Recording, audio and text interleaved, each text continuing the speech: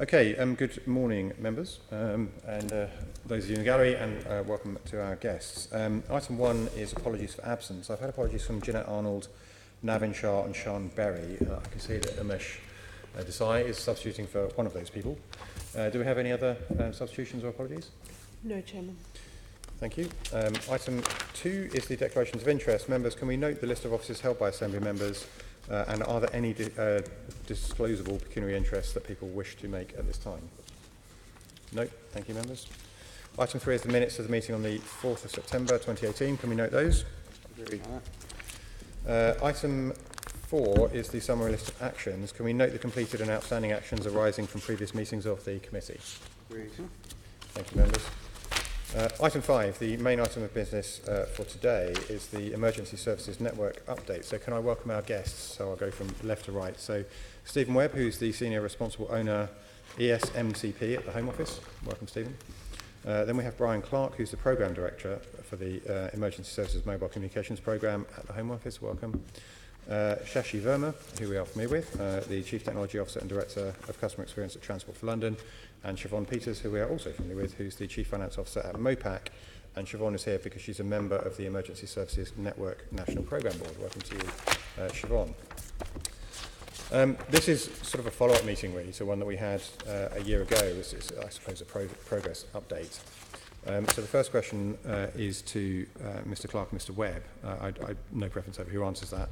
Is whether you can set out for us the new strategic direction for ESN and how phased the rollout is expected to work. Yeah, I'll just maybe just start off and hand over to Bryan. So we obviously, the Minister wrote, and we've had a reset and a strategic review of the programme, which was announced following some negotiations with our suppliers on the and completion of heads of terms, which was all announced on the 21st of September. So broadly, what this is about is an incremental delivery of capability over the next couple of years, rising to the point in late 2020 at which the final parts of the software will be available for the most sophisticated use cases. But we expect the first bits of the ESN capability, the first products, will be coming out around the turn of this year. Initially, a product really to test the network, to prove it works from end to end, Assure to test the coverage, to meet the requirements to give comparable coverage to what we have at the moment from Airwave.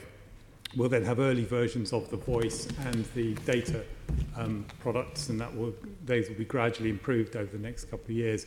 So as part of that, the conclusion has been we've negotiated a 3-year extension to the Airwave contract up to the end of 2022, which is now the period we're looking for national shutdown, which is obviously later than was originally envisaged, reflecting a number of well-known understood issues that we've discussed partly at this committee and in other places. But I think Bryan can talk. I think we're very close. We've now taken a software product that is being used in a number of parts of the world and has a clear upgrade path to meet our requirements. So we have a much higher degree of confidence now. I think that we have something here that's going to work and is going to meet the rightly high expectations of emergency services. Bryan, do you want to answer that? Yeah, I mean, I think that broadly covers what we're doing. I mean, just take a step back. I think we're 2/3 of the way through what we're describing as the reset of the programme. So we've completed the first 2 phases of that. The first one was to really look very seriously as to whether we should continue with the programme or not. And we did a very serious comparison of the 2 alternatives.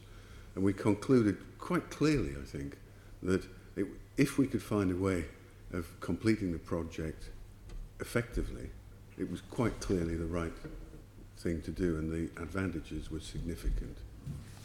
We then moved on into a second phase where we put ourselves under quite a lot of scrutiny. We had a number of reviews by the major projects review group, and a number of internal audit reviews. We also got into serious discussions with our suppliers about remediating the approach that they were adopting, and we got to a point about 6 weeks ago in play. Yeah. So, yeah. Okay, no, that's fine.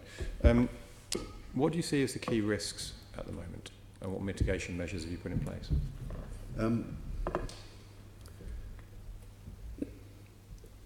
I think there are two main handfuls of risks. On one side is just the ability to execute against the plan. We don't have a strong track record of delivery to date on the programme. I think we have a very viable recipe for success, but we need to bake the cake, and it's at that detailed, granular level, working closely with our suppliers to be effective in delivering against that plan. So how will I know that that's working? We have a series of milestones and measures of behaviours and ways of working that we can tick off between now and Christmas. And my feeling is that our confidence should rise significantly in our ability to mitigate those risks as we evidence that we can do it over the next weeks. For example, we will deliver the first product within a month. We will also deliver the first push-to-talk application, and we will witness the next version of the push-to-talk application operating in the US with FirstNet before Christmas. So that's 3 milestones that I should give us significant confidence before we sign up to the next phase. The other set of risks are associated, I think, with managing the uncertainty of the programme. There are a significant number of areas in such an ambitious programme that we can't just be definitive in terms of how it's going to resolve itself. We have a plan that targets, we've thought through each of the issues. It comes down to about 6, and we know what we think would be the best outturn, but we recognise that as more information becomes available, there is potential that we may take a slightly more expensive or longer or more challenging option, and we've thought that through, and we're factoring that in explicitly into our planning, so we know what sort of contingency we need to build in, and that's in the business case. Why is that level of uncertainty? Well, the plain fact is that we're world first in terms of what we're aiming to achieve. It's a highly technically ambitious programme, much less ambitious today than it was historically, because the market has moved significantly in its capabilities over the past years. So the risk is diminishing, but there are uncertainties. Think like, how are we going to put the push-to-talk application into an aircraft? There are options. Some are more expensive than others, and we're just working through with a number of suppliers what's the most cost-effective solution. We're talking with TfL about the way in which we will provide a signal underground, and there are options. It's difficult to be precise as to how that's going to play out, and there are a number of other areas, but we know them, so we know what we don't know, and we have the branch points factored into our plan, and to some extent, some of those are beyond our control, but we have contingencies planned in.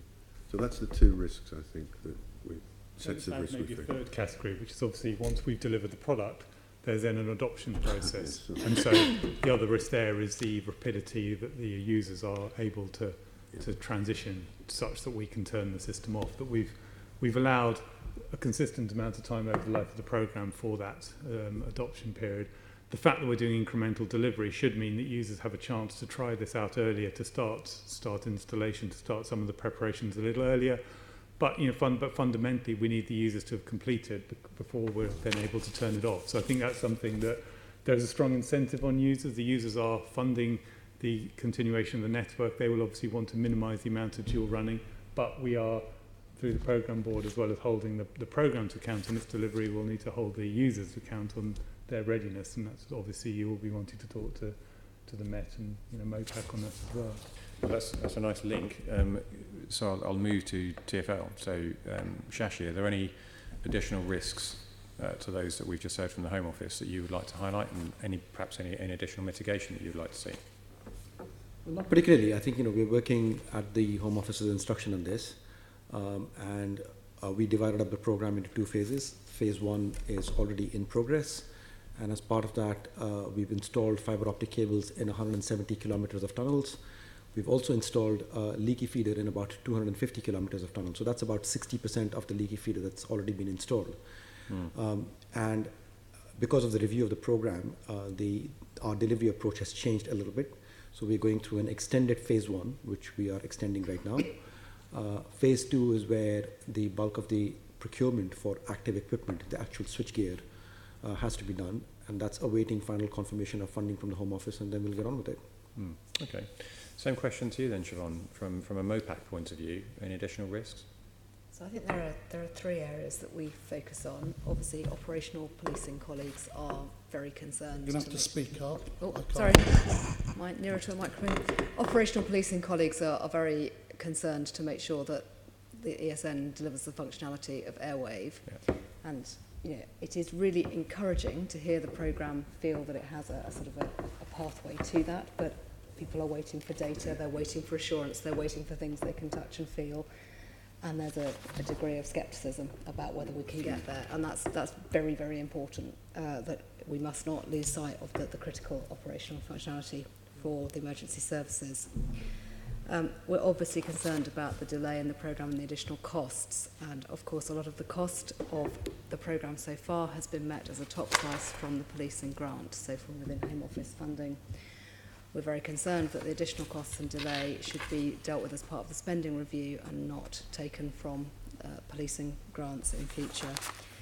And of course, from the Met point of view, the Met have to make some calls about quite expensive capital purchases of, say, additional Airwave handsets, which form a big part of the capital programme, which we'll be back here discussing later this year. So there are the 3 main areas that we're watching closely.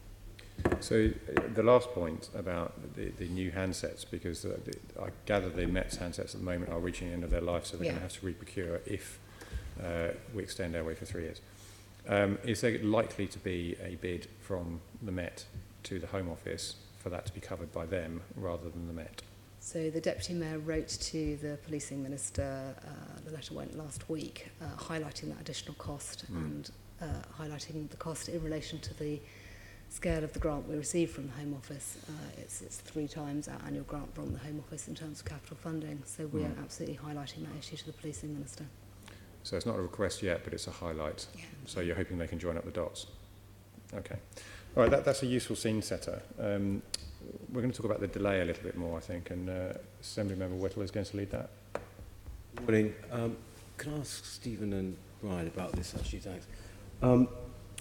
Gentlemen, we understand from, as you know, the Chairman wrote to Minister of State Nick Hurd in June, and we understand from that letter that the ESN system will not take over from Airway entirely until 2022.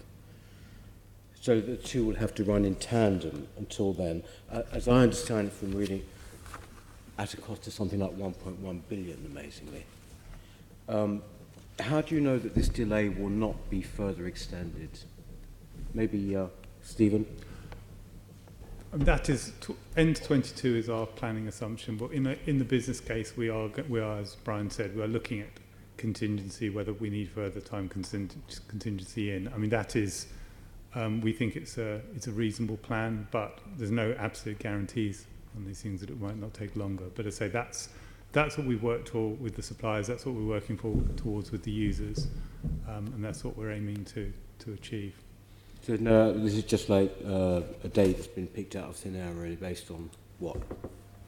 Well, not based, as I say, it's based on the availability of the products and then the transition period, which has been an agreed sort of period for some time on the programme, how long we thought the users would take to transition. You could argue either way. You could argue that the users have a bit more opportunity to try the products early and can potentially transition more quickly, but we haven't made that assumption. We've assumed they're going to continue to need this sort of 24 24, 27-month period at the end of the programme. So that's where the N22 comes from. I see. What's the actual process for the overlap period? Maybe you can help us there, Bryan. What's the actual process for the overlap period? You mean interworking? So there will obviously be there will be a fully functioning ESN network, and Airwave will continue, and then there is an interworking technology that allows people to communicate even if they're on different systems, but the two will be running in parallel for that period. Do you want to add anything? I actually think it's about confidence that will determine the absolute end date of the programme. Not been so good so far, though, has it really? No, I think there's a lot of work to do to build that confidence, and we explicitly have a plan of how we're doing that. If you look at the detailed plan, you'd see that we're actually finished the technical work well in advance of the shutdown period. So the full functionality of the solution will be delivered completely well ahead of the December 22 shutdown date. Mm-hmm. And it will be delivered in partial steps starting next year. So we can be reasonably confident, based on the analysis that we've done of the project plan, that we'll get through the technical work in good time to complete that. The issue that remains is the speed of adoption across the emergency services. And I think, quite honestly, I'd sort of echo the point that was made earlier. There is a nervousness about, is this going to work, and is it going to affect us? And that's the consultation we're going through in detail at the moment. But we do have a plan that I think will demonstrate quite clearly that we can deliver this solution in good order. The issue now is to determine a timetable that recognises the importance of doing it safely, but also recognises the costs of prolonging it unnecessarily. Assemblymember Deval just wants to intervene. No, just that can't be right. You just told us earlier on that you're 3/4 of the way through your revised plan. So this is the plan. This is the plan where your permanent secretary went before the Home Office PAC and got a rather hard time about what does the revised model look like. He said he wanted one, and I presume that's what you mean by the revised plan, the revised model. But there's so many, and I'm a supporter of this scheme, so it's a national scheme. I understand why it's needed around that, so I get that. But there's so many other questions being resolved of a nature of technical issues around some of the issues, and particularly for London and some of those importance of London. So I don't get any idea, much like I want the national programme to succeed. The purpose of this meeting is about the London specifics, about why it's so important. Every day, every year, you overrun cost us money that we don't spend on policing, right?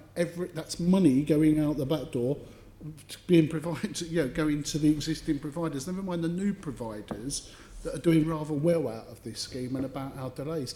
And I do remember, and I'm a great believer in confidence, and you mentioned the words trust, but I do remember having a very similar conversation in this room with a rather larger gathering about saying, well, actually, it's just really about confidence, and when people, in terms of what the end customers, if we can call them that, the emergency services, if they just say what they want and how they want, and everything will be hunky-dory. It doesn't come across like that on the information we've got or the information you've provided to others. So I just want to go back over that statement you made, because that can't be correct around that. So so let me paraphrase what I've heard. You tell me if I'm wrong. If I've misunderstood you, come back to me. So you're saying all the technical stuff is there. What we need is the emergency services to say when they can take it and how they can take it. Yep. Well, and then I suppose there's a bit that's missing for me is about the people providing the product and how quickly they can provide this new product. I think there's all sorts of other ancillary issues I want to add to that, which makes that statement I'm not suggesting you're misleading us, makes that statement too overconfident, which you've already been criticised before on the original one by the national audit body that says actually you were very ambitious in the timescales before.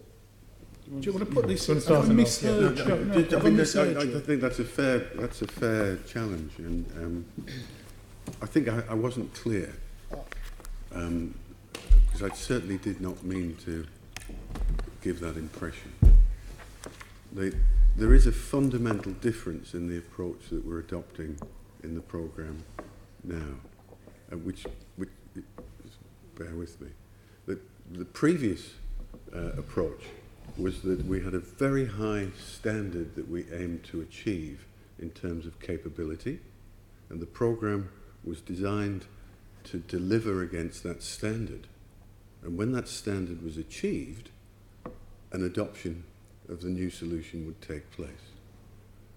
When we looked at that in detail, we felt, I think quite justifiably, that was just not feasible. It was infeasible to do that. Brand new technology, leading edge, we're going to make it perfect first time, and then we're going to switch it on. So what we deliberately did was, instead of saying we're going to go for a big bang transition, we're going to go for a parallel running, where we start quite unambitiously in non-critical situations with the airwave solution as a safety net throughout that period. We'll prove the end-to-end solution, and then we'll enhance it in a series of planned steps, which will have two benefits. Firstly, it will enable us to build progressively, which is always the most effective way of building solutions. But secondly, and more importantly, we will build confidence in the solution with our customer base. And that's the difference. So I did not mean to imply that, don't worry, it's all fine. There are huge challenges to complete the tasks, but we have a way that can do that in a provable way as we go. And as I said earlier, we'll have a very good increase in confidence by the end of this calendar year, because we'll be able to show you a solution working. We're not saying the technical solution's ready now, but as I say, it'll be ready well before the 22 shut-off, because as I say, the point of the final version of the software, the capability, should be ready towards the end of 2020. So that's the point at which we really be able to prove the whole thing, and then it moves into the tempo that users can deliver for adoption. I think Brian's point is right. We had this approach with the users that everything had to be ready before you even started trials. And actually, we have a very wide range of users of Airwave, some of whom are, you might almost call orange light services, who don't have quite the same level of criticality, right up to the covert users who have very, very specialist requirements. And everything was being held up by the requirements of the most sophisticated users. And I think what we now have through this incremental delivery. And so much the point about confidence, there's been so much talk for the last couple of years. Will it do this? Will it do that? Will it do it? People are confident, people aren't confident. Nothing beats actually getting it into people's hands on the streets, using it, seeing it. One agency can take it up, people from the other agencies can come to have a look. And that's really the sort of the heart of the approach that Bryan is running now. And it seems to be better practice. I think it's a better approach. In many ways, this approach I'd like to have had from the start, but I'm very glad we're able to do this now. So it has taken longer, and I completely understand why people have a confidence issue with the programme. But as I say, I think within a couple of months, people will be able to see what has been built and what is still to come. Finish up, or are you done? Okay. We've touched on the overlapping period, and I think we're going to examine that a bit more. So, Assemblymember Deval. So let's just go back to that. So I think you alluded to earlier, is this Merseyside pilot? Is that where you're saying we're going to test it, people can see it? Because isn't Merseyside or one of the areas which is the first to have a rollout, or at least to start testing Cheshire, in this overlapping period? Sorry, some early trials in Cheshire. There are a number of different trials of different areas. There's some data work with some fire and rescue services. There's some work potentially with some of the Home Office agencies. Cheshire are doing an early pilot of the voice. the few other potential candidates. And what are the pilots in London? We don't have a pilot planned for London at the moment. Do you think, in terms of just rolling out this programme, that London's probably one of your greatest challenges, not just in terms of risk if we get it wrong for people on the ground in emergency services, but just technically as well in some of the issues that have been thrown up? I think the logistics of completing work in the London Underground, because it's such an important operational area for our emergency services, has clearly got to have a high degree of confidence that they have a communication solution in the Underground. So I think that's the challenge there. And obviously, I mean, the technical challenges in the air are the same nationally. In many ways, for coverage, I think is what the urban areas are the areas they're probably most confident in that will have a very good story on coverage. But the London Underground is certainly a particular challenge here. Okay, so just remind us, in London, is there one forum where all the users, as you described them, come together to talk about and resolve any problems? Is there one area, or are we talking to individual users? How does it work for you? Well, we're talking to the individual emergency services. Yeah. I mean, I think just to be clear, Yeah. in terms of our planning for the adoption process, we're still in discussions as part of this final phase of the reset with each of the emergency services about the exact timing that they will take. And you know, we're acknowledging the challenges that are particular to London, and certainly the completing the work in the London Underground, or finding a way to be able to communicate effectively in the Underground is a key element to So one of your fundamental approaches is this, and it's been described as the new model is decided as a pick and mix. I get a menu and I can opt into different bits of this new system as I want. But in London, if you're talking to individual emergency services, isn't there a case where we could have the City of London Police adopting a pick and mix of X, the Met Police adopting a pick and mix of Y, and some of our other emergency services doing that? That's why I'm asking, is there one forum in London? You're talking to them individually. Who's holding the ring to say what's in the interest of Londoners? Is it individual services driving it, or is it actually the needs of mitigating risk and getting the best system for London? Maybe I'm looking for Siobhan, is there a gathering where you all come together to talk about the new brave world of pick and mix and what you choose for this service or not? I know you're looking out for the Met, but where does it happen in London? So I think there are quite well-established blue light collaboration.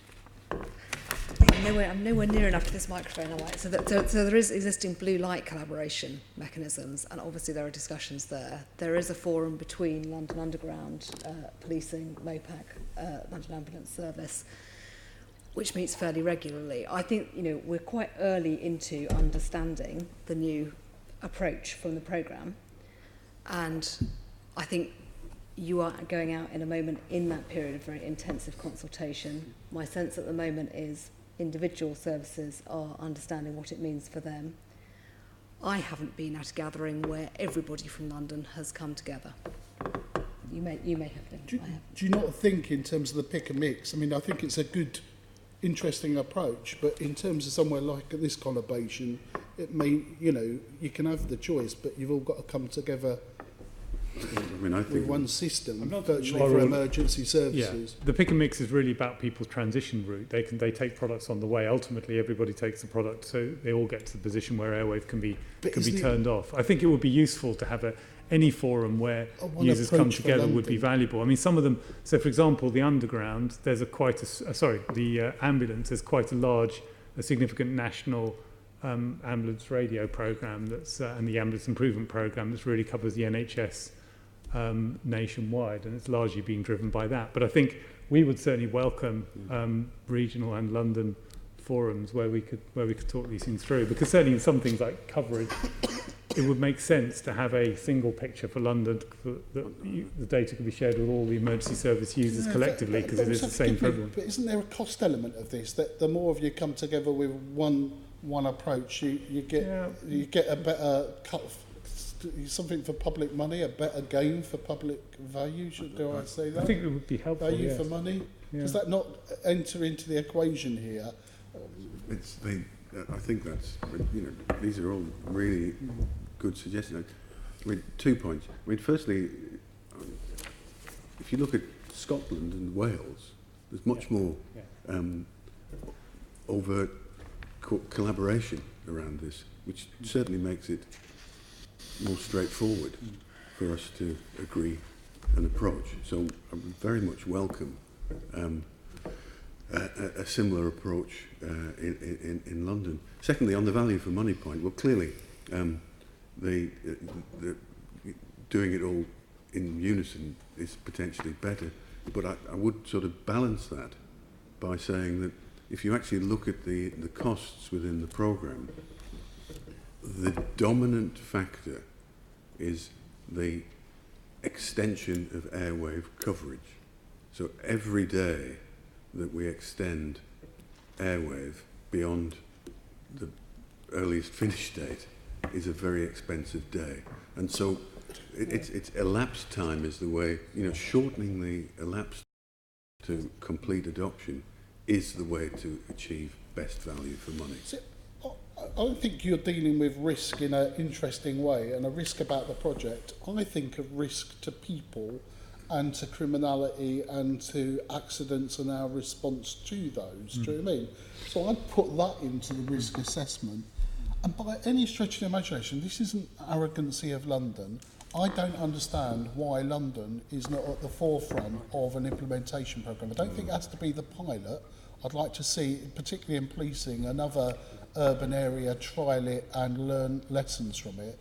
But I don't see where London is in its priority about this overlapping system of where there is an issue to then resolve some of the issues.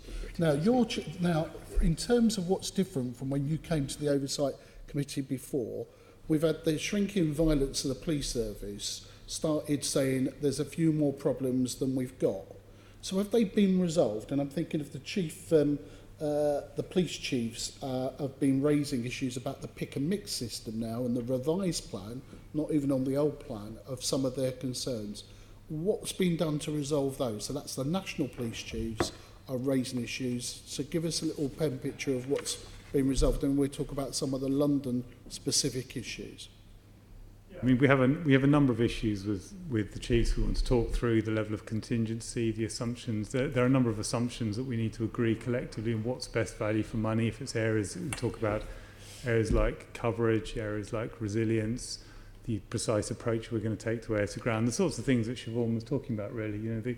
Having a definitive answer to some of the issues about parts of the operational capability, and that's what we're looking to close down as we finalise the numbers in the final business case. But I mean, I think good progress has been made. Bryan might want to talk a little bit more about that. Broadly speaking, again, one of the advantages of the Assure product that Bryan was talking about is so much of the debate in this area has been the anxiety about whether ESN coverage will be as good as airwave, and it's been a theoretical discussion for many years now. Again, within a couple of months we will have actual data. This is where ESN coverage actually is, and certainly our experience of going with emergency services around London is that very often airwave coverage is quite poor. You have odd gaps in areas, it doesn't work very well in lots of buildings, people are using their personal mobiles. So I think there's a very strong evidence that actually already that commercial coverage would actually give you, a commercial equivalent coverage will give you a better in-building solution than they have at the moment with airwave. But again, that's still my view. Within a few months we will have the data to demonstrate that. Do you want to add anything to that, Bryan? Well, I mean, I think it's, it's a great, I mean, it's absolutely right that the police are concerned about a number of issues on the programme. And so we are in detailed consultation with them at the moment, going through each of their concerns. And that's what we're trying to do as part of this phase 3 of the reset of the programme. I actually think it's actually very helpful to the programme that they're being so clear in the areas that need to be addressed, because I think there's been quite a long period in the programme where these concerns had not really been clearly articulated and clearly answered. And so as part of this phase, we're actually welcoming those points. And for example, I have a session organised next week with a number of senior police officers, and we're going through explicitly all of their issues, and there'll be a follow-up session the following week. And I'm anticipating that it's going to be a really lively conversation, and we're going to just work through to hopefully a resolution on that.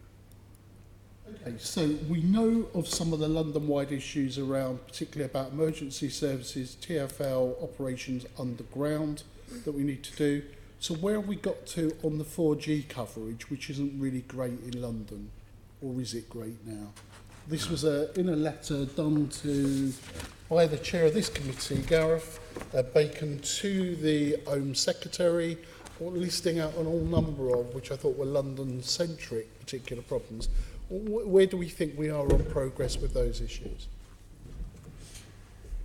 The Policing Minister wrote back, and I mean, we were forwarding large information we had from E and the mobile operators about the state of 4G coverage. Again, I think the proof of that will be in the pudding, will be when we take the ESN assured devices out and we see what ESN coverage is actually going to look like.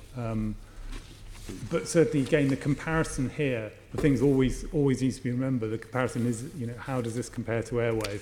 Everybody would like better 4G coverage everywhere, and we're working closely with Department of Culture, Media and Sport and Ofcom to understand what the national programmes are to sort of improve coverage. But our challenge is, can we do better than airwave? And I feel in London we would certainly expect to be able to do that. But we can't promise absolutely blanket universal coverage everywhere for 4G yet, because that's going to be part of a much wider exercise we do with the mobile operators to provide it to the general public. Well, I mean, I think is there a good signal everywhere you need it? I mean, that's the question, and people are concerned about that. It's quite... well, how can you answer that question? That's what we asked. How can we get people to a place where they're confident that the signal is sufficient to do the job effectively? And the plain fact of the matter is it's quite an involved process of working through that in detail. So we have a process now that we've agreed with our operator, and we're working through with each region around the country, and it will be including London. And we have a contracted coverage with EE that is what we're expecting to be delivered, and we're checking that. So we're doing drive tests, and we're measuring the signal against their contracted obligations, and they are required to fill any gaps over the next year or so that we identify. We're also looking to see, are there places that are not covered by the contract that we need to find coverage in? And that's one of the uses of this Assure product that we're deploying, is so that emergency services can take a device to places that they require coverage and determine exactly whether there's coverage there or not. And then, of course, if there are other requirements, then we can do it. So it's clearly an issue in London, but similarly, if you go to Scotland, it's a huge issue in Scotland for remote areas, and we are working through this very complex process. It is going to take a period of time to complete that consultation with people. It's not something that we can do theoretically. It's something that has to be done. It's a very practical job. Such a basic issue for us. We know the limitations of airwaves and where it works and where it doesn't work in London. This system has got to be better. It's got not 41% better. It's got to be significantly better for the investment that we're putting in as a nation, never mind the money that we're spending here in the region of London. So the question is, I just want to be assured that we're going to deal with that, because if we come back with a system that doesn't do that, that's no better, then there has to be some real questions that will be asked of you in terms of that, of why have we done this.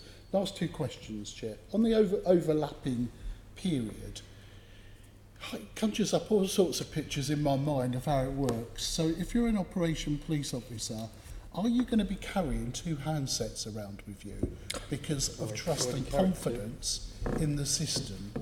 And how do we minimise that overlapping period? What, is that true? Is that really what we're going to ask of people who are on the front line, just so we get through this period, that they're going to have two systems in their hand?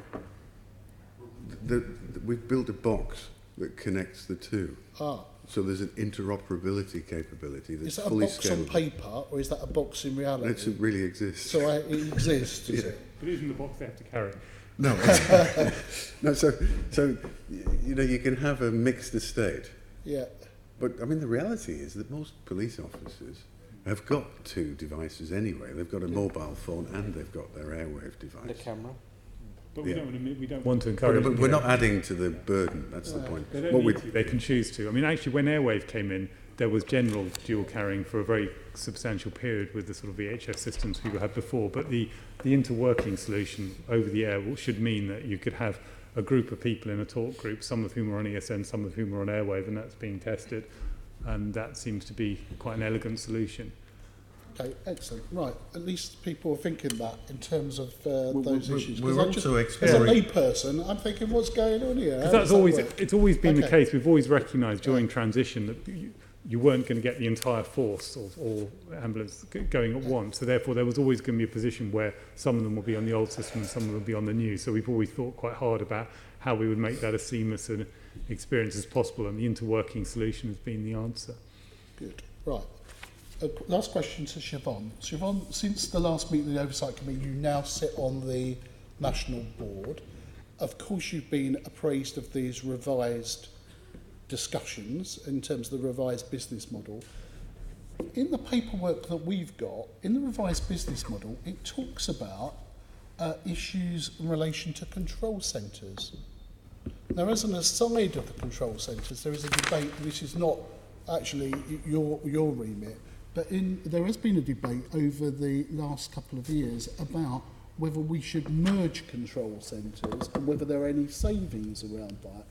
If that's the case, what have you taken back into to talk to your colleagues? Because there wasn't so much resistance from the police, but other emergency services in London, if I think I recall that rightly, about merging control centres, of whether there is. If we're changing the system of a communication for emergency services, is this not the right time to re-establish that debate amongst the emergency services about should they start thinking about how they bring their control centres closer together, and while there are any savings for the respective services?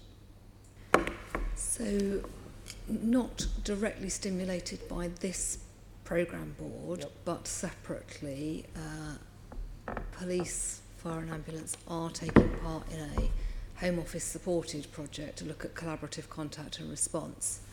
So we have a grant of a low, possibly 2 million, building a business case looking across police, fire and ambulance around collaborative contact and response, which is in fairly early stages, but needs to align with the very major upgrades and the very big technology decisions that need to be made amongst, certainly in policing. I'm not as familiar with the decision making in the other two, but there is both a very developed programme in policing to look at what we need to do, and also a programme looking at the potential for collaboration and the savings that might come from it.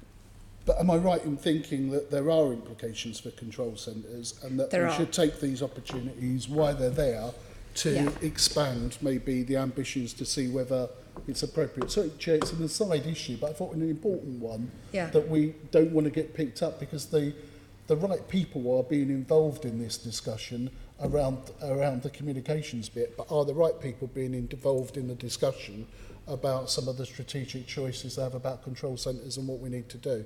And that's why I'm asking that question. I think they are. I think those people We are might connected. follow up on that. We've taken in the business case, we've taken quite a prudent approach to the upgraded control rooms. We've assumed that basically the existing estate would need to be upgraded. So, clearly if there were any consolidation, that would make the task a little simpler, but we didn't think it was safe to rely on that. Thank you. I think that's an interesting line of inquiry for the future. Assemblymember Prince, I think, has got a follow-up question on the exchange you just had, and then he's going to ask about costs. So, Assemblymember Prince. Thank you. Good morning. You mentioned earlier that there aren't any tests being run in London, but I have some information that, in fact, they might be small tests, but Notting Hill Carnival, there was some tests run to see whether it could deal with the volume, because clearly you've not only got the emergency services needing bandwidth, or whatever you call it, there's also umpteen million people as well. But do you want to just elaborate on that? And there was another event, I don't know whether you want to mention that. But Sorry, I didn't. We're obviously trying things out within the programme and working with our suppliers to test solutions. What we were saying in terms of testing in London would be adoption by emergency services into daily working. But yes, we there's a. I'm sure I can't remember the whole series of events, but throughout the summer we've been attending sort of well-known events, including Notting Hill, to just see it working in practice. I mean, I don't know whether you're aware, but if you've got a mobile phone and you look at the signal on the phone, you'll see that the signal is live now, and we're actually really pleased with the progress we've made. We're just you're about to having start much using more it. success with EE than I'm having. Hmm? You're having much more success with EE than I'm having in relation to. What the Notting Hill Carnival test that you were doing on the network, one of the main challenges and concerns about this programme from day one was the idea that rather than having a separate network, you were going to be running over commercial networks with priority and preemption for emergency service users. And that's internationally been, that would be a first, and there's obviously been a certain amount of anxiety about that to demonstrate. So what EE have been able to demonstrate through that, I think, is that even with a huge surge of demand, that priority and preemption can indeed be demonstrated. And so it's been a very welcome test from our point of view, because obviously that's one of the things that users like the Met will absolutely want to be confident about. Okay. So another one that might be just worth noting is that we have a series of vehicles stationed around the country which provide mobile masts to intervene in the case of an emergency, and we have been testing those out. So the Moorland fires at Saddleworth Moor, we took one up there, and it was very effective in providing a communications capability to firefighters there. We're trying things out within the programme, but we haven't gone operational. I want to come back on coverage, but that's in someone else's area, so I won't step on their toes at the moment. I was more concerned about capacity in this particular question, but we seem to think there's a solution to that.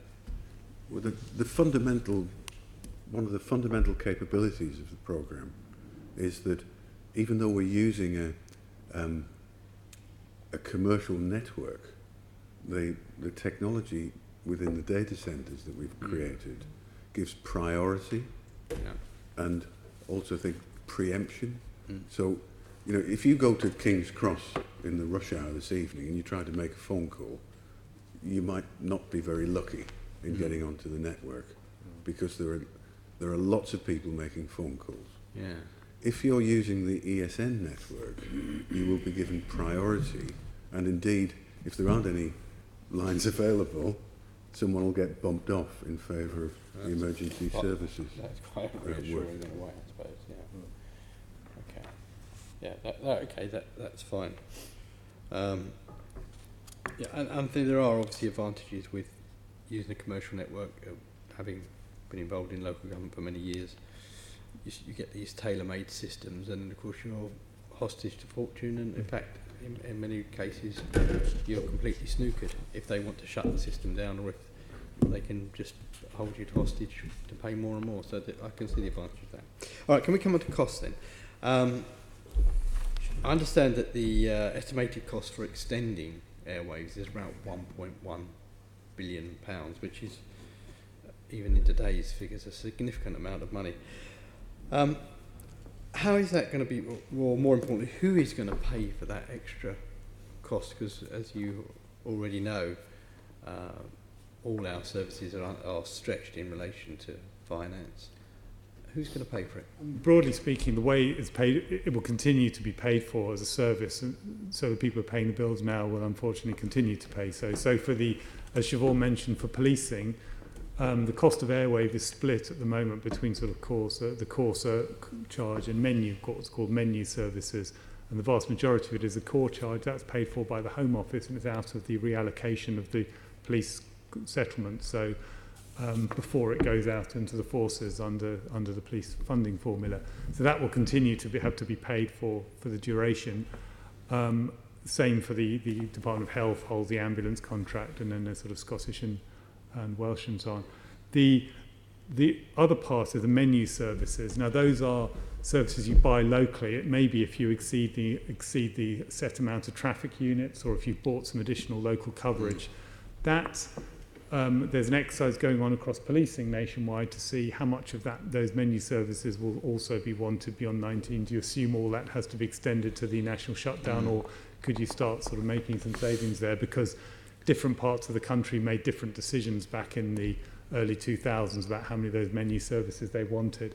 So that's being reviewed by policing, but that again would, to the extent that it's continued, that will be continue to be paid for out of the police grants. Okay, so that's understandable, but of course they will also have the additional burden of paying for the new 4G service, I assume. Well, that's or also that's also coming out of the core part. That's also coming out of the central police reallocation. So at the moment, this year, for example, there's a £495 million reallocation out of the police settlement that pays for the airwaves. The current airwave cost pays for the cost of ESN and for a number of other national technology programs which I lead on, things like biometrics, national police data, ANPR, child abuse image. So all those are funded out of a single reallocation. Yeah, so just to cut through the white horse speak, Yep. Sorry. Are you putting more money into the budget? Yes, you give what you call a core allocation to MOPAC, for instance, to fund the police. Well, there's going to be additional costs as a result of having to pay for two services to run parallel. Are you saying that the Home Office will be upping the amount of money they give to the police in order to offset that additional cost, which is not their fault? No, I mean, what I'm saying is, unfortunately, that reallocation will be continuing in years where we would otherwise be able to cut it right back, and those savings would have been potentially available for policing. So I think what's happening is that we will need to continue with this level of reallocation for longer than we had hoped, because under the original business case, the savings would have started kicking in during 2020. So just rephrase it another way. Are you saying that you're therefore not looking for the savings that were expected with the deletion of airwaves? Yeah, those savings have been delayed. But the aggregate of having both airwaves, so first of all, there will not be the savings of deleting airwave, get that. Yeah. But there will be the additional cost of we'll call it 4G for that period, or ESPN, whatever it is. So ESN, there's an extra cost. Yeah. And I'm asking you, are you going to be giving MOPAC more money because of your tardiness in delivering the service? The department's in discussions with the Treasury and obviously into the next spending review about this. We are looking for more funding for policing, and this is one of the priorities within it. Right. Because clearly what we would like in London is more funding that comes to the police to be spent on frontline police officers. Absolutely. This is could be referred to as the opportunity cost of the tardiness of the project is going to cost us frontline police officers. Understand that, yeah. Okay, thank you. So when will we get the actual detail of all the costs? When will we know what all this additional cost is going to be? We've been sharing our current quite detailed breakdown of how the financial model works. That is itself being refined, and as we go into final business case that Bryan was talking about this December, January, we will have some quite detailed numbers. As I say, the costs of ESN are a combination again of the sort of core contract, of the core areas that we are funding and running centrally, and then there are a lot of assumptions about local costs which really there are certain assumptions about how many of which sorts of devices forces will choose to buy. So we will, for some of the numbers in the business case will still be guesswork at the moment, because decisions will need to be made force by force. So what sort of vehicle devices people decide to choose, what kind of handsets people decide to choose, are things like those decisions are actually huge cost drivers in the business case. They're some of the biggest costs there. But different forces and different users may well take different approaches to that. So we heard earlier from Shashi that TfL have run fibre optics, more importantly leaky cable through the tunnels, which will be a requirement. That's a cost, but is TfL bearing that cost then? No, at the moment, the costs have been borne so far have been paid for by the Home Office. So what we have is there is obviously a separate exercise going on with TfL about public access to the underground, and what the agreement that's been reached between the Home Office and TfL is that infrastructure that's paid for by the Home Office will only be available in that wider context once we've given agreement, and there will need to be some sort of gain share.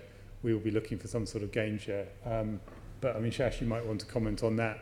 Ultimately, we would, the best thing for everyone would be that you have a single network that's used both by the general public and by the emergency services in the underground. But at the moment, we've been cracking on and paying for the stuff that's been going in so far purely from emergency services budgets. I mean, there are a number of public buildings. This one is a particularly good example of what one would call a Faraday cage, where mobile phones don't work and EE phones don't work in here. What are we doing about that? What about the cost of making it work here? And other places, not just here. Well, I'm just using this as an example. Yeah. Can you park one of your booster masts outside City Hall? I think that's what he's asking. Or Yeah. inside, that would be helpful. Here. I mean, EE will have certain sort of contractual requirements to meet in-building coverage, and then you need to make a call sort of rebuilding area by area about how much of a priority it is to do more. I mean, there are a number of, there's a number of public buildings. I dare say Yeah. that certain parts of Parliament, I won't mention where they might be, where you wouldn't get very good signal. There are certainly parts of buildings like St Paul's where you wouldn't get a signal. So there's a number, and some of the bigger tourist attractions, let's not name everything and help people, but there are a number of tourist attractions, large buildings, public buildings that won't have a signal. And then, of course, you will find there will be private businesses as well where you won't get a signal. How are we going to get around all the additional costs, or do private people just have to take a chance? So this goes back to the point this is a really complicated thing to explain, never mind do. There's a contracted coverage, and we're assuring that the areas that we've contracted to achieve coverage achieve that coverage. There's also incidental coverage, which is not contracted but exists and we're aware of it. And there are also a number of places, and I don't actually know whether this building's on the list, but it almost certainly should be. Perhaps you could have a look for us. I will. Not now, but No, when you get back to the home office. And so we have a list of locations that we would want to enhance the coverage to provide the signal within.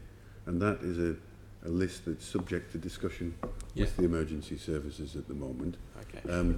See, the issue we have in London, I'm sorry to cut across, the issue we have in London is there's a lot of subterranean activity going on and people digging basements, and we all know that the signals don't work down there. The way you get around it if you're on your own, if it's your own personal property, is you have your own Wi-Fi, but your systems won't kick into those Wi-Fi systems when you go into the buildings. Okay. So we have a solution available for specific named locations, and we're working through that. No, I understand that, but it's the ones that No. Well, I mean, the police, for example, have given us their list of places that we need to make sure there's a signal within, and we're going to do that.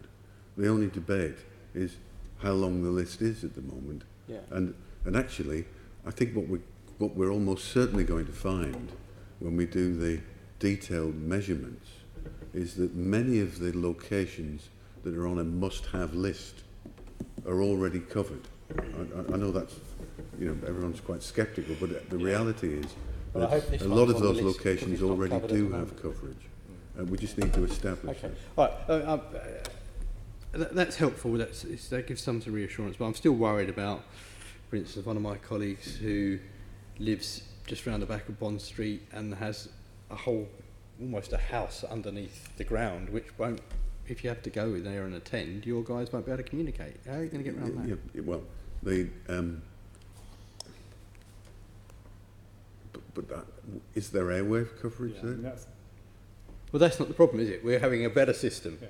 You know, the No, idea no, of I having agree. a new, better system is it's better than airwave, not, oh, well, it's not as good as airwave, or airwave didn't do it, so it's not. And I completely agree. You know, I'm just trying to help you and say, look, No, these are no, the problems you're going to confront, and you need to have a solution. Well, I think we do.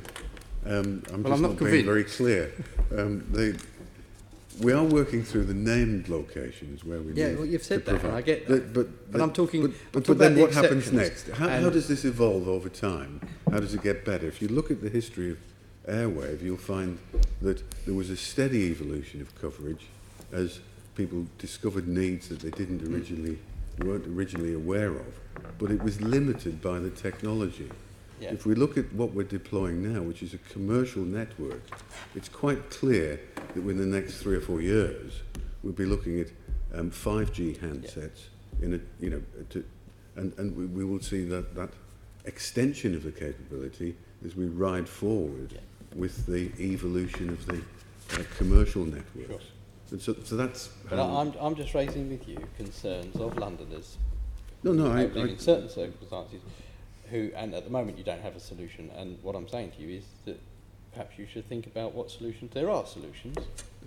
You know, so it's just how you can deal with it. Like you said, we have the advantage that because we're working on a commercial network, the commercial operators have an incentive to sort exactly those same problems. At the moment, you know, if we were still running a private network like Airwave, we would be on our own and we'd have to sort those problems out one by one. And that's the advantage. Yeah. But we need to, you know, need to be aware that in London there are, you know, We have to there be are completely exceptions honest, which and I understand why you're trialling it in Liverpool because it's, you know, you're likely to get the bulk of the problems dealt with. But when you come to London, you're going to have unique problems in London, and I'm just trying to raise those with you.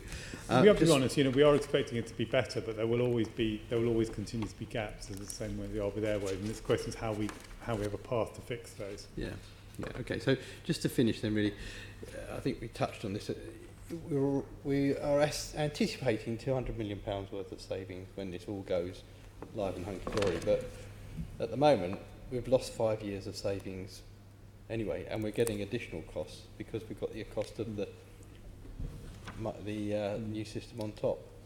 So I don't expect to answer the question right now, but when you finish doing your cost benefits and analysis and done all your business cases, do you think you can give an estimate of when London's likely to, or the Met, whatever, likely to see a net profit out of the whole operation? Because I think that's maybe net as much as 7 to 10 years down the road now. Yeah. Yes, the payback period. It'll be part of the sort of calculation. You can just write to us with that figure. We've done a very rigorous exercise, as Bryan mentioned earlier, about we're very confident this has a considerably better NPV than either the options of stopping and continuing indefinitely with Airwave or stopping and coming back in a few years when the market was better. So we're very confident there's a substantial, and we're confident those net savings are going to come in at the point at which we can turn Airwave off, because, you know, we're on contract. We know we have a pretty good idea what the core costs of ESN are going to be, and we know what the cost of Airwave are.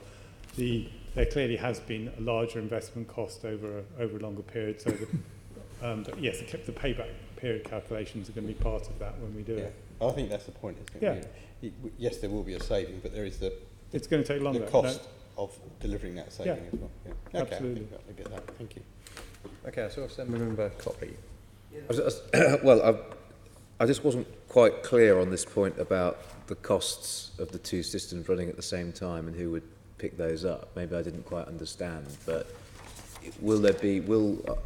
are local emergency services going to be expected to pick up the cost of both maintaining airwave and the new system. So will they be paying additional costs? The vast majority of those costs are going to be paid for in the case of policing, from the reallocation that's a part of the police grant that's held back in the Home Office, if you like, so the top slice, before it goes out to emergency services. There are some local costs, and I'm sorry, I don't actually know how much that is in the case of the Met, which are the local airwave costs, let's say for those additional traffic units or for additional coverage that might have been paid locally. To the extent that emergency services want those to continue beyond end of 19 towards national shutdown, those will continue to need to be paid for them. But the only ESN costs they will be incurring directly in that period will be the sort of the teams to set up the new programme and buying the devices, the work, the investments they're doing to prepare the actual, the contract with Motorola, with EE, that's being paid for out of the Home Office, out of the top slice. So there are potentially some additional costs. There are some additional costs, as say, if you continue the local, the airwave menu costs will continue. Okay. Shall I move on to the TfL question?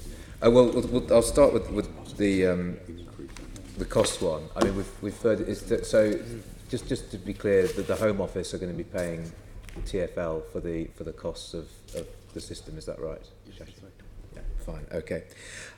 In terms of the reporting arrangements, what are the reporting arrangements to the TfL board on ESN, and what information is being given to the mayor? Well, so we have a regular series of meetings with the Mayor's Chief of Staff, which is attended by TfL and also by MOPAC, where we discuss the progress on telecom projects, including ESN. And we have ESN is set up as part of our technology and data portfolio of projects within TfL, and so we have to report into the Projects and Investments Committee routinely. Okay, thank you. And what concerns do you have about the phased rollout of ESN? Well, I mean, I've said this before at the committee. This is quite a difficult project logistically, but our record so far is that the things that we have promised to do, we are doing those. And as I mentioned earlier, 250 kilometers of leaky feeders and 173 kilometers of fiber optic installed in phase 1 is progress, and it's exactly the sort of progress that we have promised the Home Office we would do, and so we're getting on with it. There is quite a lot of work still that remains to be done. The active equipment still has to be designed and procured, but we don't see that there is any particular technical obstacle to being able to do any of that. So it is a complicated project, both technologically and logistically, but there is nothing that we are doing in TfL in this that is unproven. And so you're confident the system can and will work? Yes. And what sort of coverage, what sort of 4G coverage do we have at the moment on the underground? Well, there's no 4G coverage on the underground right now. No 4G, but we do have, there is, it's Wi-Fi, isn't it? There's Wi-Fi coverage at stations. There is no coverage in the tunnels. We do have airwave coverage in the tunnels alongside the Connect radio system, which we operate for our train operations. And so the figure that it said that they need to get to 97% of 4G coverage across London, can we get up to 97% across all the tunnels and the stations on the underground? And what date do you think we'll reach that point? Well, I mean, the overall delivery is completely in line with the Home Office requirements. And as the Home Office firm up their funding and their requirements, we will deliver to that. So there is, the current plan is for a 2021 completion of the project, and we are comfortable that we can do that. Okay, and going back to the issue of the risks of using the same 4G system as sort of members of the public, are you confident that that's not going to make that's not going to make the system susceptible to risk of failure or malicious interference?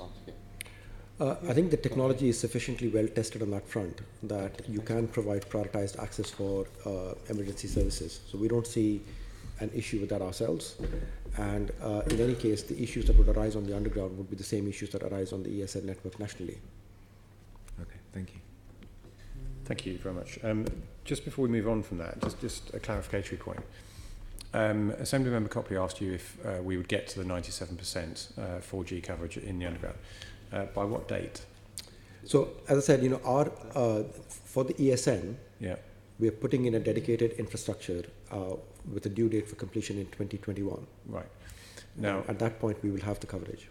Will that be only accessible by ESN, or will it be accessible by anybody? So if I got on the tube and rode the tube, I would be able to use my phone on the tube. Well, the infrastructure that we are providing right now is accessible only for ESN purposes. Now, separately, there is a telecoms commercialization project that's also running in parallel. And I think Stephen mentioned earlier that we're looking at how we can combine the infrastructure or potentially access the ESN infrastructure for public use, in which case there is an agreement to be struck with the Home Office. But as of now, the infrastructure that's being put in is only for ESN purposes and so will not be accessible by the public. Okay, and I think that's reassuring to a degree, but also subject to that. I think it was Mr. Clark earlier on was saying that the ESN or the emergency calls will take priority over commercial traffic anyway. Is that correct? Yes. So that would be, even if there was public access to, that would kick in on the Tuesday. Assembly Member Copley, you want to come back? Sorry, just one follow-up. Going back to costs, is the Home Office going to be covering the cost of upgrading the Connect system to keep Airwave running in the meantime? Yes. Thank you. Okay. Assembly Member Prince, and then we'll move on. So just a quick one. Actually, you said that the programme that you currently have, probably mainly leaky cable, won't be completed until 2021, is that what you said? 2021 is the expected completion date for all of the works for ESN. Okay. So can I then turn back to Stephen? The switchover was due to be, I believe, in 2019, which has now been delayed. Is that right? Yes. Yeah. You're extending the programme to 2021, but in an earlier answer you gave, you mentioned that you may switch it off sooner if you get to a position whereby it's all working and so on and so forth. Yeah, I said you could have argued that. I don't think it's particularly likely. N22 is definitely the target we're working for. We're a bit snookered, for want of a better adjective, if you do, and we haven't got the target. Yeah, no, absolutely. Well, that would be a key factor in it, whether that would be possible. So, yes. So, are you not therefore looking to have conversations with TfL to speed up their programme then? We're talking all the time about the funding that's available and the timing. As I say, I don't think realistically we would like to work, and we would like to work as fast as possible with users, but absolutely we can't turn the system off until the Met is fully migrated, and understandably the Met will have strong, and the other emergency services will want the work in the underground to be completed. Can I just come back to Bryan regarding the conversation we had earlier about key places and so on and so forth? When do you think that work will be completed, that you've identified all the key locations and all the necessary work has been done? When do you think that will be completed?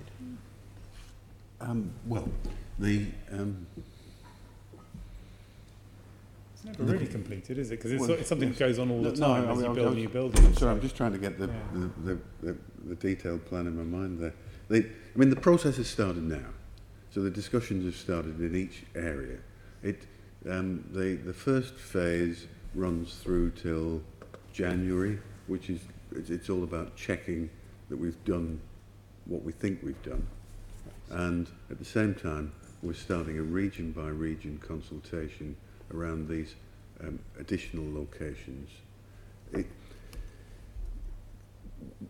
We have information about the coverage that's pretty well likely anyway, so we've got a model that is pretty accurate actually, and that's the basis for the conversation. So this goes on well into next year, ahead of the large-scale adoption. So I'm sorry I'm being slightly vague on the exact dates. That's only because it's a very complicated plan. When do you guesstimate? I'm not asking you for. Well, I think we'll know where we are definitely by the end of next year. End of next year, okay. But a lot of it will be done prior to that. Yes. Okay. All right. I'll live with that. Thank you. Members, we have been joined by children and teachers from Earlham Primary School from Newham. Welcome to City Hall, children. We are discussing with members of the government and some of the mayor's staff a new emergency services network that enables all the different emergency services, the ambulance, the police and fire, to talk to each other, and that's what we're talking about at the moment. So I hope you have a good visit to City Hall today. Okay, we're going to move on to the final section on this question and answer session, which is questions to MOPAC primarily, and Assembly Member O'Connell's leading on that. Thank you, Chair. I want to turn to really the sort of mayoral MOPAC, mayoral family context. I understand that MOPAC has representation on the National Programme Board for ESN. So I'll really be interested on that sort of line of communication, because you'll be there with a MOPAC, or will it be you or whoever, yourself, with a MOPAC hat, but presumably you'll be there also with half an eye representing the other mill parts of the family, TFL, etc. But can you tell me first of all how that process and structure is initially? Yes, yeah. So I think there's a couple of things to clarify there. So I go as a MOPAC representative, yes. And although, as Shashi's mentioned, the Mayor's Chief of Staff chairs a quarterly meeting that enables us to coordinate, I don't at that programme board in any way represent TFL. No. I think Stephen won't mind me saying the governance arrangements are quite complex for this programme, and he's got a number of different groups and stakeholder arrangements for consulting with different people. Yeah. The National Programme Board is set up within the kind of philosophy of the government major projects methodology. So Stephen is personally accountable, and the Programme Board itself is not the sort of decision-making body.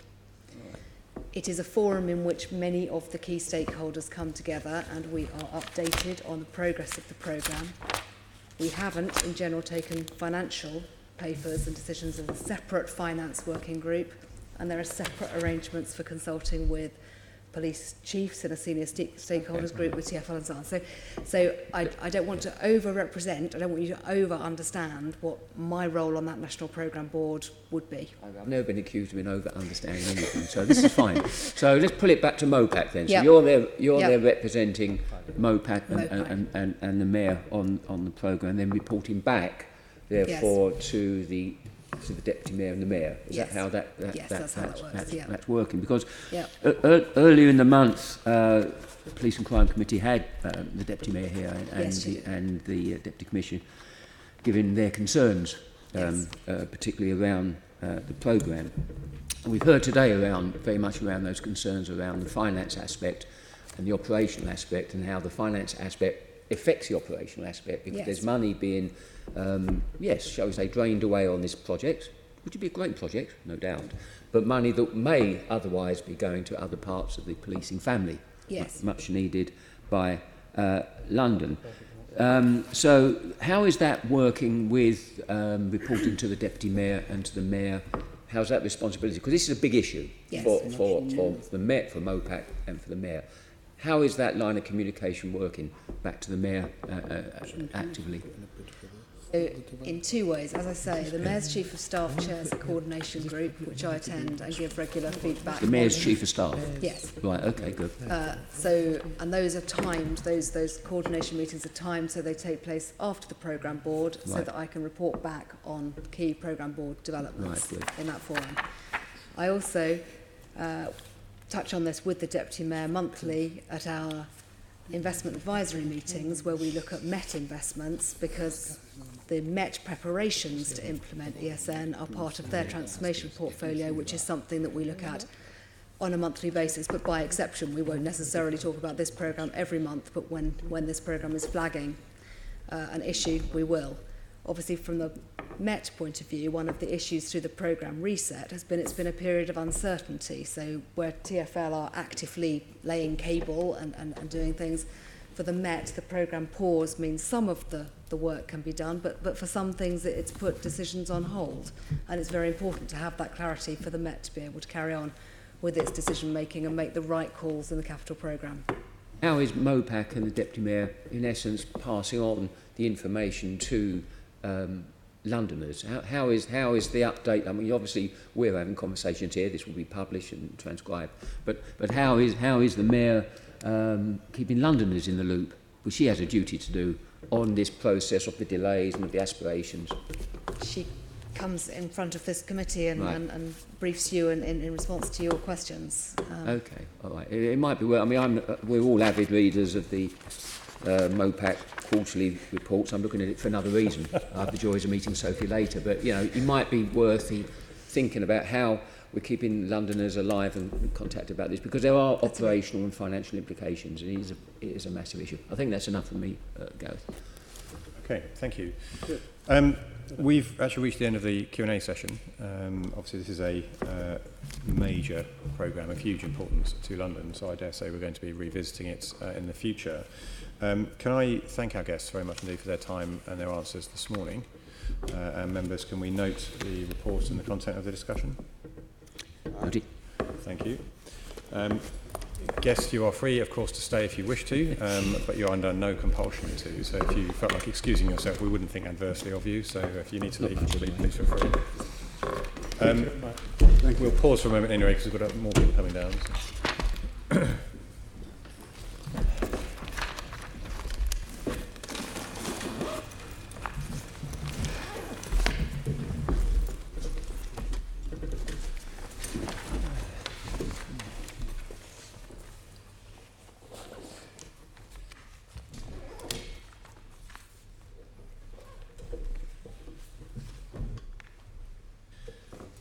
At this point, I'd like to welcome Ed Williams and Charmaine D'Souza, who are joining us for the final part of the meeting. Item 6 is the Assembly budget requirement for 2019-20. And Mr. Williams, would you like to introduce that? Oh, Chairman, thank you very much. Just to say, obviously, the budget submission comes following discussions with members, and it's set out in detail in the papers. I don't have a lot to add to that, save for a couple of updates. One is that the Transport Committee, when it met, the Assembly's Transport Committee, on the 9th of October, considered the London Travel Watch element of the Assembly's overall budget and resolved as follows: that the committee recommends to the Assembly a provisional budget for London Travel Watch for the 1920 year based on the figures set out in Appendix 1 to the report, which are the same here. Noting that the final 2019-20 budget for London Travel Watch would be subject to the committee's endorsement of a satisfactory London Travel Watch business plan for that year. So the figure included in this paper for London Travel Watch for the next financial year is provisional. That's the position of the Assembly's Transport Committee. So the submission, I'm proposing that the submission is made to the Mayor on that basis, so that we have an Assembly submission, but that it's made clear that some parts of it are works in progress. In addition to that, we are, as we do every year, working with the finance team on reserves to check that the Assembly's position on its reserves, not the most interesting of topics. I can see you're very good at clearing the room, Mr. Williams. I can do a detailed presentation about Assembly reserves if anybody. He's not taking it personally. It's fine. Just to say that work is ongoing as well. And obviously, as members will know from informal discussions, but at paragraph 5 it is set out that the current understanding is, and this is work in progress again, is that the Assembly will be fully funded in terms of staff and member pay pressures for the 1920 year, but thereafter the Mayor's current position is to hold the funding level flat, which may bring pressures down the line. Thank you, Chairman. Thank you very much. Those of us who attend Bureau meetings are familiar with obviously the paper and the argument that's just been advanced, and this is something I think will go on for some time. Nothing is chiselled in stone yet, I think it's probably fair to say, and there will be some manoeuvring between now and the finalisation of the budget, I think it's also fair to say. Does any member have any questions on the paper as presented? No. Okay, there are recommendations on page 51 of today's agenda. Are those agreed? No. Okay, thank you, members. Item 7 is the proposed premature birth and neonatal care policy. The paper is in the agenda today. I'm proposing to take it as read. Charmaine D'Souza is here in case questions are to be asked. Perhaps I can ask you a question at the outset. It has been commented that the Assembly could have been presented this before it was put into a published document. Would you like to comment on that? I think the review of all of the maternity policies and this policy, we've been very careful to ensure that we had made sure that we had given some consultation to members beforehand, and we did formal consultation through this process here today. Consultation has been opened with staff, with Unison. It closed officially yesterday. I'm here in front of you to make sure that you are fully cited, and I am more than willing to take questions outside of this. On that basis, members, does anyone have any comment or feedback that they would like to make? Nope. We seem to be content. Are we happy to accept the report? Okay, thank you very much, Charlene, for attending. That was a very long 30 seconds for you this morning. Item 8, members, is the draft committee timetable for 1920, which is on pages 65 to 70 of the agenda. Can we approve the draft committee timetable set out in Appendix 1 of the report? Agreed. Thank you, members. Item 9 is the work programme for the Oversight Committee. Before we note the report, I need to bring to your attention the fact that the workforce report was due to be received by the committee at the next meeting, which is in November, but it's now not coming to us until December. There have been some glitches along the way, but we are assured it will come to us in December. So the work programme has been amended to reflect that. Subject to that, can we note the report? Agreed. Thank you. Item 10, the date of the next meeting, as I've just mentioned, is the 15th of November 2018 at 10 o'clock in this room. There is no any other business that I consider urgent, so the meeting is closed. Thank you. GLA